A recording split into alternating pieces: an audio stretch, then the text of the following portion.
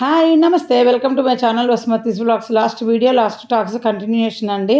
నాకు ఒక సజెషన్ ఇచ్చారు, కొంచెం మైక్ దూరం పెట్టుకొని మాట్లాడమని. నేనైతే మైక్ ఏది వాడనండి, ఓన్లీ మొబైల్ మాత్రమే దూరం పెట్టుకొని మాట్లాడతా. ఇప్పుడు ఎట్లా మాట్లాడుతున్నానో అలాగే ఏంటంటే నాకు మొబైల్కు నేను కూర్చున్న ప్లేస్లోనే కింద పెట్టుకుంటా, సోఫా మీద కూర్చుంటాం కదా పక్కన పెట్టుకుంటా. బట్ సమ్ టైమ్స్ ఉండొచ్చు డిఫరెన్స్. నా వాయిస్ కూడా రోజుకు ఒకలా ఉంటుంది. అందరికీ తెలుసు నేను ట్రీట్మెంట్ తీసుకున్నాను వాయిస్కు. సో నాకు కూడా ఎప్పుడు తెలుస్తుంటుంది. ఈరోజు ఒకలాగా అంటే ఎక్కువ మాట్లాడిన రోజు ఒకలాగా ఉంటుంది, నేను తక్కువ మాట్లాడిన రోజు నా వాయిస్ ఒకలాగా ఉంటుంది. సో అరిగిపోయిన రికార్డు లాగా అనుకోకండి. నా ట్రీట్మెంట్ తర్వాత నా వాయిస్ అలాగే అయింది. పొద్దున్న లేవంగానే ఒకలాగా ఉంటుంది అలా. అందుకనే నేను ఎక్కువ ఫస్ట్ చాలా మీరు షార్ట్ వీడియోలు చూస్తారు. ఇదివరకు పొద్దున్న లేవగానే ఎడిటింగ్ చేసి పెట్టేదాన్ని, వాయిస్ బాగుండట్లేదని పెట్టడం మానేశాను. ముందు ఏమన్నా రెడీగా ఉంటే పెడతాను, లేదంటే లేదనమాట. సో బిస్బెల్లాబాద్కు అన్ని కూరగాయలు కట్ చేసి పెట్టుకొని బియ్యము కందిపప్పు, 2 బియ్యం 1 కందిపప్పు విడిగా నానబెట్టి పెట్టేసుకున్నాను. సినిమాకి వెళ్ళే రోజు అని చెప్పాను కదా, కల్కి సినిమాకి వెళ్ళే రోజు మైదా బజ్జీ పిండి తడిపాను లాస్ట్ వీడియోలో. ఇప్పుడు అది కంప్లీట్ చేస్తున్నా వీడియో, అంటే పునుకులు వేస్తూ. ఇంకా అవి చేసుకొని తినేసినాం. పొద్దున మధ్యాహ్నము సినిమాకి వెళ్ళిపోయినాం అనమాట. బిస్బెల్లాబాద్ ప్యాక్ చేసేసుకొని. బిస్బెల్లాబాద్ అనరు, బెసిబెల్లాబాద్ అంటారు. ఎప్పుడు మాకు చిన్నప్పటి నుండి ఈ బిస్బెల్లాబాద్ అని అలా అలవాటు అయిపోయింది. గుర్తు వచ్చినప్పుడు మళ్ళీ బెసిబెల్లాబాద్ అంటాను. ఇంకా ఇన్స్టెంట్ మసాలా దొరుకుతుంది కదా, ఇంకా కిచిడీ లాగానండి. కూరగాయలు అదంతా ఏం రెసిపీ చూపించలేదు నేను, అది చెప్తున్నాను. కూరగాయలన్నీ వేసి నచ్చిన కూరగాయలు పోపు వేసేసి ఫ్రై చేసేసి బెసిబెల్లాబాద్ మసాలా వేసేసి చింతపండు కొంచెం బెల్లం వేసేసి ఇంకా కూరగాయలు వేసి అంతా కుక్కర్లో పెట్టచ్చు. బట్ నేను ఒక్కోసారి ఒక్కో టైప్ చేస్తాను. ఒకసారి కూరగాయలు విడిగా మగ్గిస్తాను, అన్నం కందిపప్పు ఉడకబెట్టి తీసాక చేస్తాను. ఒకసారి అలా టమాటా ప్యూరీ వేస్తాను. రకరకాలుగా దాన్ని డిఫరెంట్ టేస్ట్ వస్తుంది. చేసే పద్ధతిని బట్టి ఏ వంటైనా టేస్ట్ ఉంటుంది. ఇంకా ఆ మైదా బజ్జీలు నేను వేస్తున్నా చూడండి. ఇడ్లీ పిండి కొంచెం వేసి తడిపినది. యాక్చువల్గా ఇడ్లీ పిండి ఎక్కువ వేసుకోకూడదండి, కొంచెమే వేయాలి. బట్ నాకు ఆ రోజు మైదా ఎక్కువ లేనందుకు నేను ఇడ్లీ పిండి కొంచెం ఎక్కువ ఉంటే అది వేసేసాను. ఇంకా నా వాటం కొద్దీ నేను చేసేస్తానండి. ఇంకా మాటలు కంటిన్యూషన్ అంటే నేను లాస్ట్ వీడియో ఎండ్ చేశాను కదా ఫ్యామిలీస్ గురించి. అది ఎండ్ చేసిన కానుండి కాకుండా ఇంకొన్ని విషయాలు వేరే చెప్దామని.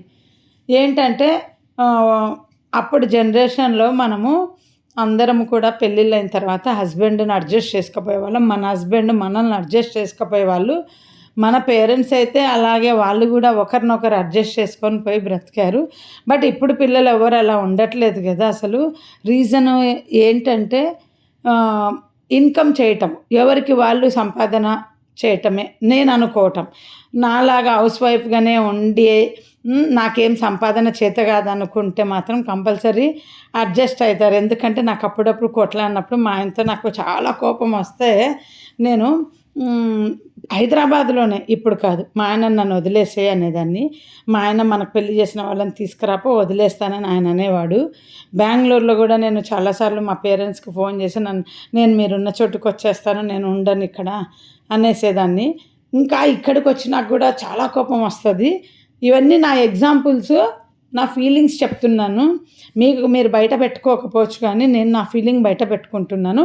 ఫీలింగ్ బయట పెడుతున్నానంటే నేను మాత్రమే ఇలా ఉన్నానని కాదు.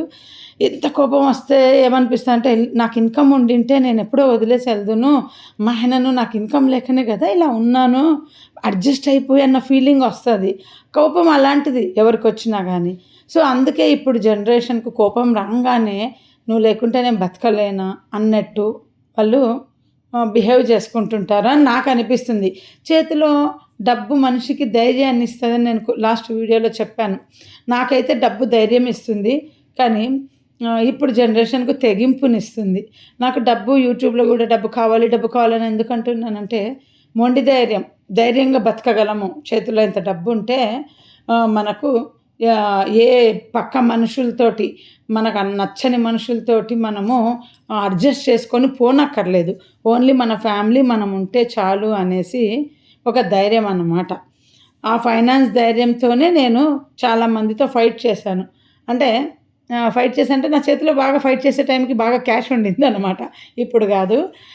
ఇప్పుడు మా ఆయన దగ్గరే అంతా డీలు అనుకోండి. క్యాష్ డీల్ ఏదైనా నేను మా ఆయనతోనే. నాకంటూ రావాల్సిందంతా బ్లాక్ అయిపోయింది. ఆ ఫైనాన్సే నేను సంపాదించకపోతే నాకీరోజు నేను బంధువులని ఎవ్వరిని వదలకపోదును. ఉన్న మాట చెప్తున్నా. నా పెళ్ళైనప్పటి నుండి నేను అందరితో సర్దుకుపోయింది. కేవలము నాకు ఎప్పుడు ఏ డబ్బు ఎవరు అవసరం వస్తాదో తెలీదు. ఎవరో ఒకరు నాకు లైఫ్‌లో హెల్ప్ చేస్తారు. నాకు కొంత ఫైనాన్స్ వీక్‌లో ఉంటి. అందుకని అందరితో సర్దుకుపోయేదాన్ని నేను. నాకు టోటల్‌గా నా మైండ్ ఎట్లయిపోయిందంటే పెళ్ళయ్యాక నేను బీదదాన్నన్న ఫీలింగ్ నాకొచ్చేసింది.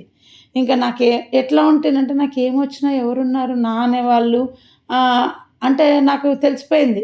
ఇంక అత్తింటోళ్ళ నుండి నాకు ఏ సహాయం అందదు. ఆహ్, చేతి సహాయం కానీ, ఫైనాన్స్ కానీ ఏం అందదని బాగా తెలిసిపోయింది బిట్లు బిట్లుగా. అలాంటప్పుడు నా పుట్టింటి తరపునోళ్ళే నాకు ఏదైనా ఫ్యూచర్‌లో సహాయం చేస్తారని వాళ్ళతో కొంచెం క్లోజ్‌నెస్ ఎక్కువ పెట్టుకున్నాను. ఆ తర్వాత ఒకరోజు కూర్చొని అందరితో నేను సఫర్ అయిన ప్రతిసారి చెప్తున్నాను. ఒకసారి కాదు.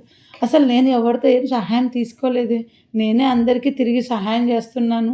పైగా నేను తీసుకున్నట్టు నేనెందుకు అడ్జస్ట్ అయిపోవాలి అందరితోటి. నాకేం అవసరం ఎవరెన్ని మాటలు అంటున్నా పడుండడానికి.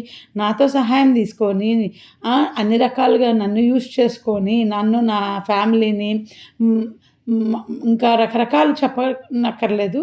ఆ! సో, పైగా నన్నే 4 మాటలంటారేందని కూర్చొని ఆలోచించి ఆ రోజు అందరిని వదిలేసానండి. యాక్చువల్‌గా నన్ను లాస్ట్ కామెంట్‌లో వాయిస్ దూరం పెట్టు అని చెప్పిన ఆవిడ అడిగారు, మీకు సిస్టర్స్ ఉన్నారా అనేసి. నాకు సిస్టర్స్ ఉన్నారు, బ్రదర్స్ ఉన్నారు, పేరెంట్స్ ఉన్నారు. హ్మ్. మా ఆయనకు కూడా సిస్టర్స్ ఉన్నారు, బ్రదర్స్ ఉన్నారు, వాళ్ళ ఫాదర్ ఉన్నారు. హ్మ్. అందరం ఉన్నాము. బట్ మేము మాత్రం నేను నా ఫ్యామిలీగా ఉన్నాం. ఎందుకంటే ఇప్పటికి గూడా మమ్మల్ని అందరూ మీరింకక్కడే నా ఢిల్లీలోనే సెటిలు రిటర్న్ రారా అని అడుగుతారు. రిటర్న్ రావటానికి ఏముందని రావాలి మాకంటూ ఎక్కడొచ్చినా మా సొమ్ము మేమే తినాలి. మా కష్టం మేమే చూసుకోవాలి. సో, మేమెక్కడ ఉంటే ఏం ప్రాబ్లము? మాకు పెళ్ళైన రోజు నుండి మేమిద్దరము మా లైఫ్ లీడ్ చేసుకుంటూ వచ్చినామండి. మేము అందరూ నవ్వుకోకండి మేము గొడవ పడుతున్నామని లాస్ట్ వీడియోలో చెప్పాను కదా!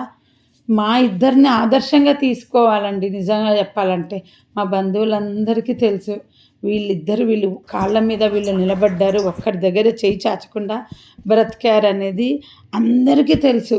కానీ అది వాళ్ళకు నేను అందరి నుండి దూరం వస్తే కూడా చాలామంది నమ్మటం లేదు. అందరికి దూరం ఉండి ఎప్పుడు నాది నేనే తిన్నాను. నేనే ఒకరి దగ్గర చెయ్యి చాచలేదంటే ఎవ్వరు నమ్మలేదండి. మేము సినిమా నుండి వచ్చేటప్పుడు ఇది బేబీ షాప్‌కెళ్ళాం. మా ఆయన ఫ్రెండ్ కొలీగ్ అనమాట క్యానాన్‌లో. వాళ్ళ మిసెస్ డెలివరీ అయింటే అక్కడ వెళ్ళి అక్కడ గిఫ్ట్ ప్యాక్ 1500 అండి ఒక బాస్కెట్ తీసుకున్నాము. యాక్చువల్‌గా 500 అని పోయినాము మా బడ్జెట్‌కు. బట్ 500 అక్కడ చిన్న చిన్న షర్ట్లున్నాయి చూడు అవి 2 కనిపిస్తున్నాయి. తీసుకోవడానికి మాకు మనసు ఒప్పలేదు. బాలేదు. సో, మా పాప నేను ఇంకా అవేమో చూసాము అన్నీ. ఇక 1500 దాటి ఉన్నాయి. మాకు 1000 లోపల నచ్చలేదు. 1500 దాటి నచ్చినాయి. ఇది కూడా నచ్చలేదు. బానే ఉంది ఈ బడ్జెట్ కూడా ప్యాకేజ్ 2 షర్ట్‌లు ఇది. బట్ బాస్కెట్ షేప్‌లో బావుంటే అది తీసుకున్నామండి. ఇంకా వెళ్ళి అక్కడ వాళ్ళకిచ్చేసి బాబునైతే చూడలేదనమాట. ఎందుకంటే అప్పటికింకా చిల్డ్రన్స్ డాక్టర్ రాలేదు. సో, మా ఆయన 1 ఇయర్ వాళ్ళతో అంటే కెనాన్‌లో రోజు మా ఆయన ఆఫీస్‌కెళ్ళేటప్పుడు ఆ అబ్బాయిని పికప్ చేసుకొని వెళ్ళేవాడు. ఎందుకు నీకు మెట్రోలో వెళ్తావు, నా కార్‌లో వచ్చేసేయి నేనొక్కడినే వెళ్తున్నాను గదా! అని ప్రతిరోజు అట్లా 1 ఇయర్ మా ఆయన పికప్ చేసుకొని వెళ్లారు. సో, క్లోజ్ టచ్‌లో ఇంటికి దగ్గరలోనే ఉంటారు. అందుకనేసి అందరం వెళ్ళి బాబు ఇవ్వలేదని మళ్ళీ సాటర్‌డే రమ్మంటే లాస్ట్ సాటర్‌డే వెళ్ళొచ్చాం. ఈ గిఫ్ట్ ప్యాక్ తీసుకున్నామండి. ఇది 1500. అసలు బేబీ షాప్స్‌లో రేట్స్ చూస్తే పిల్లలను నెక్స్ట్ జనరేషన్ ఎంత డబ్బులు పెట్టి పెంచాలా అనిపించింది. ఎందుకంటే ఇప్పుడంతా కాంప్రమైజ్ అవ్వరు గదా! పిల్లల్ని పెంపకంలో మనలాగా.